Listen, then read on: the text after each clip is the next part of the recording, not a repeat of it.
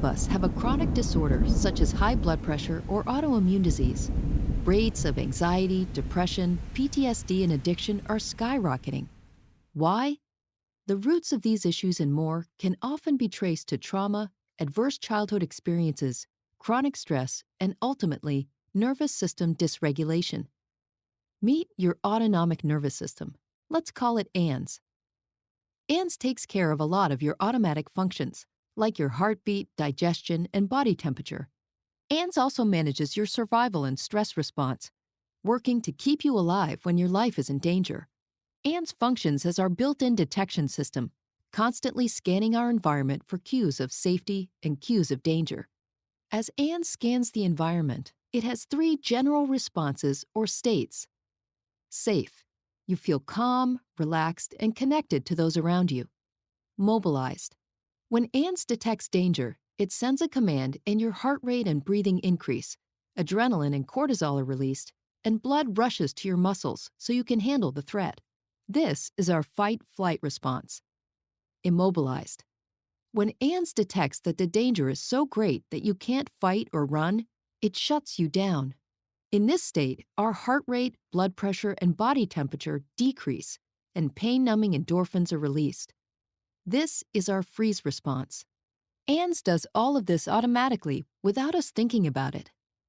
ANS doesn't just use these states for survival. It uses them to navigate through the world each day. When ANS functions well, it moves fluidly from one state to another, 1 minute mobilized and ready for action, and the next resting and recovering. ANS will often blend states together. When we play, ANS combines the mobilized and safe states. And when we are intimate with loved ones, it combines immobilized and safe states. When ANS can stay flexible and fluid like this, it helps us manage and become resilient to stress and negative events.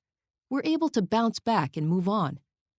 Unfortunately, when we experience trauma and chronic stress, it can keep ANS from functioning in a healthy, regulated, and resilient way, and can keep us stuck in states of survival.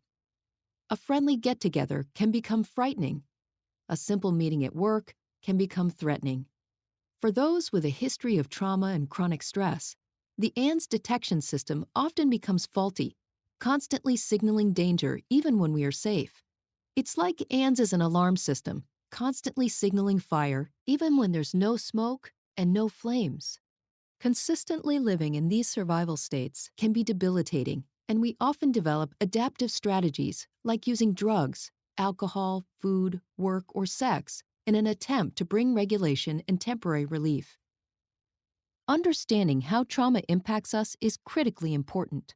There is a whole spectrum of experiences that can be traumatizing and adversely impact ANS, like accidents, assaults, and natural disasters, which are often called shock traumas.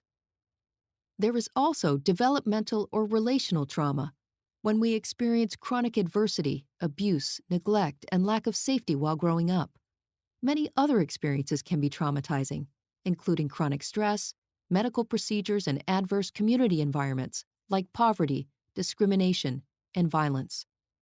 Additionally, new research in epigenetics shows us that trauma can get passed down genetically at least 3 generations. In the past, we've thought about trauma as events that happen to us. We now know that trauma is an experience, not an event. It's what happens inside of us as a result of what happens to us. It's our response to the event rather than the event itself. Over 20 years ago, Kaiser and the CDC launched a groundbreaking study of over 17,000 patients that showed a direct link between adverse childhood experiences, or ACEs, and long-term health and wellness. In the study, 2/3 of participants reported at least one ACE.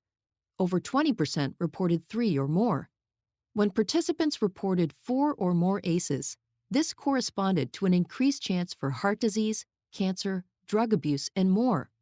With 6 or more ACEs, life expectancy decreases by almost 20 years.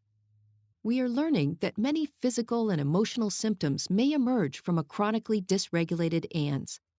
When ANS gets stuck in survival states, our biology shifts its focus from the tasks that keep us healthy, happy, and thriving to surviving the immediate perceived threat. Many conditions and symptoms that are chronic and difficult to diagnose and treat can be attributed to a dysfunctional ANS. Our childhood experiences can also keep us from connecting with others. This is vitally important because as children, our number one survival priority is to attach to caregivers.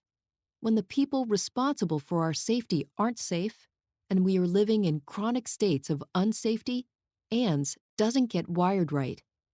The part of ANS that judges what is safe and what is not becomes faulty.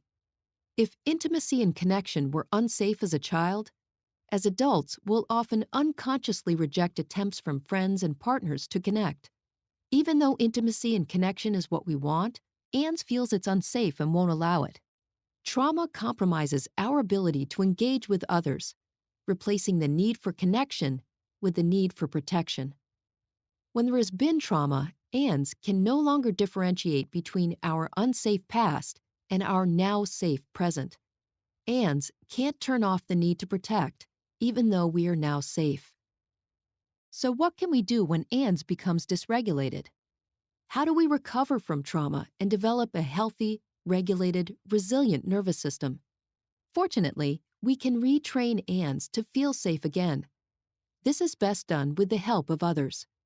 Each one of us has an ANS, and our ANS is constantly communicating with and attuning to the states of others. We autonomically mirror the states of those around us. This is called co-regulating. We see it in herd behavior. If one animal senses danger, the entire group becomes more alert, increasing their chances of survival. We're exactly the same. When we're with others who are stressed, angry, or depressed, it makes us feel worse. When we're with others who are calm and happy, it makes us feel better. Connecting with others who are safe, attuned, and present is the best way to restore a healthy ANS. For those struggling to recover from the impacts of trauma, there is an emerging field of innovative clinical therapies that have been developed to reestablish safety and regulation to ANS. We're also learning that many of the activities we intuitively know make us feel better, like spending time in nature, practicing yoga, dancing, helping others, and more, can help ANS become more regulated and resilient. Healing from trauma and finding release from being stuck living in survival states comes as ANS becomes regulated, increases its capacity for resilience, and regains its flexibility. It's not about being calm all the time or mobilized all the time. It's about having a flexible and resilient nervous system that can accurately assess safety and danger and responds appropriately. We're truly resilient when we can fluidly move from one state to another. For those living with the impacts of trauma and chronic stress, becoming unstuck is like beginning a new life. For the rest of us, understanding how our nervous system states guide our behavior can help us become happier, healthier, and more empathetic human beings. Collectively, we have an epidemic of social issues that are rooted in trauma. If we can do the work to heal past traumas and build healthy, regulated nervous systems as individuals, families, and communities, we can end the cycles that continue to reinforce our greatest challenges and create a safer, vibrant, and more connected world.